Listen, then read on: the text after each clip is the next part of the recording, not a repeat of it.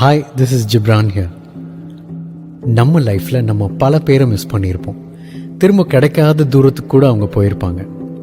இதெல்லாம் ஏன் நடக்குது அப்படிங்கிற கேள்விக்கு அதை புரிய வைக்கிற மாதிரி ஒரு சூப்பரான கதை. ஒரு பெரிய பிஸ்னஸ் மேன் இருந்தார். அவர் பல மீட்டிங் ரெகுலராக அட்டன் பண்ணுவார். அப்போ அவர் இன்னொரு பிஸ்னஸ் மேன் கிட்ட இருக்கிற ஒரு வினோதமான பழக்கத்தை கவனிச்சிருக்காரு.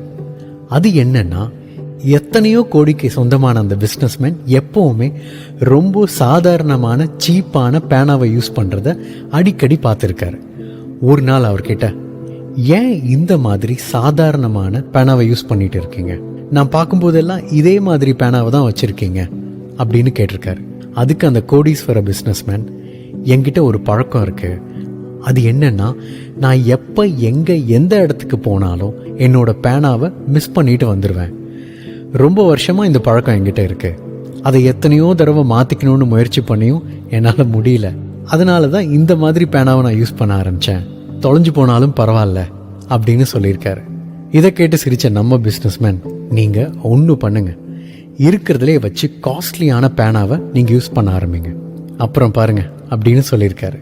இதை கேட்ட அவர் ஓகே அப்படின்னு சொல்லி 22 கேரட் கோல்டில் செஞ்ச பேனாவை யூஸ் பண்ண ஆரம்பித்தார். நம்ம ஆள் 6 மாதம் கழித்து அந்த பிஸ்னஸ் மேனை பார்த்தாரு. பார்க்கும்போது கேட்டிருக்காரு, என்னங்க நான் சொன்னேனே காஸ்ட்லியான பேனாவை யூஸ் பண்ண சொல்லி, இப்போ சொல்லுங்கள் எத்தனை தடவை தொலைச்சிங்க அப்படின்னு கேட்டிருக்காரு. அதுக்கு அந்த பிஸ்னஸ் மேன் சிரிச்சுக்கிட்டே, நான் இந்த தடவை ரொம்ப கேர்ஃபுல்லாக இருந்தேன், ஒரு தடவை கூட என் பேனாவை தொலைக்கவே இல்லை அப்படின்னு சொல்லியிருக்காரு. அதுக்கு நம்ம பிஸ்னஸ் மேன் சொன்னார், இப்போ புரியுதா உங்களுக்கு? தொலைக்கிறது உங்கள் ஹேபிட் கிடையாது, வச்சிருக்கிற பொருளோட வேல்யூவை நீங்கள் குறைச்சி மதிப்பீடு போட்டிருக்கீங்க. அதனால தான் அதை அடிக்கடி மிஸ் பண்ணிகிட்டே இருந்திருக்கீங்க. எந்த ஒரு பொருள் மேலே உங்களுக்கு உண்மையாகவே ஒரு வேல்யூ இருக்கோ அதை கண்டிப்பாக நீங்கள் என்றைக்குமே தொலைக்க மாட்டீங்க அப்படின்னு சொல்லியிருக்காரு. அப்படி சொன்ன நம்ம பிஸ்னஸ் மேன் யாருன்னா ஜேஆர்டி டாட்டா, நம்ம இந்தியாவோட ஏவியேட்டர் அண்ட் ஏர் இந்தியாவோட ஃபவுண்டர். அவர் தான் இந்த அட்வைஸை இன்னொரு பிஸ்னஸ் மேனுக்கு சொல்லியிருக்காரு. ரொம்ப ரொம்ப உண்மையான வார்த்தை. நம்ம லைஃப்பில் நம்ம பல விஷயங்களை தொலைச்சிக்கிட்டு தேடிக்கிட்டே இருப்போம். ஆனால் தொலைக்கிறதுக்கு முன்னாடி அதோட வேல்யூவை நம்ம உணர்ந்திருக்கவே மாட்டோம். அது நம்ம கையை விட்டு எப்போ போகுதோ அப்போ தான் அதோட வேல்யூ நமக்கு புரியும். இன்னும் புரிகிற மாதிரி சொல்லணும்னா, நம்ம உடம்போட வேல்யூ நமக்கு தெரிஞ்சதுன்னா அது மேலே என்றைக்குமே நம்ம கேர்ஃபுல்லாக இருப்போம். நம்ம நண்பர்களோட வேல்யூ நமக்கு தெரிஞ்சதுன்னா அவங்கள மரியாதையாக ட்ரீட் பண்ணுவோம். பணத்தோட வேல்யூ நமக்கு தெரிஞ்சதுன்னா ரொம்ப கேர்ஃபுல்லாக செலவு பண்ணுவோம். நேரத்தோட வேல்யூ நமக்கு தெரிஞ்சதுன்னா சத்தியமாக வேஸ்ட் பண்ணவே மாட்டோம். உறவுகளோட வேல்யூ நமக்கு தெரிஞ்சதுன்னா அதை கண்டிப்பாக முறிச்சுக்க மாட்டோம்.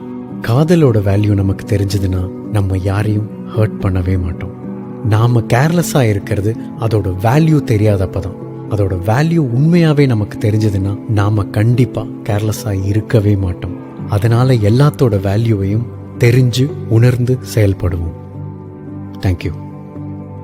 உன் வாழ்க்கை உன் கையில்.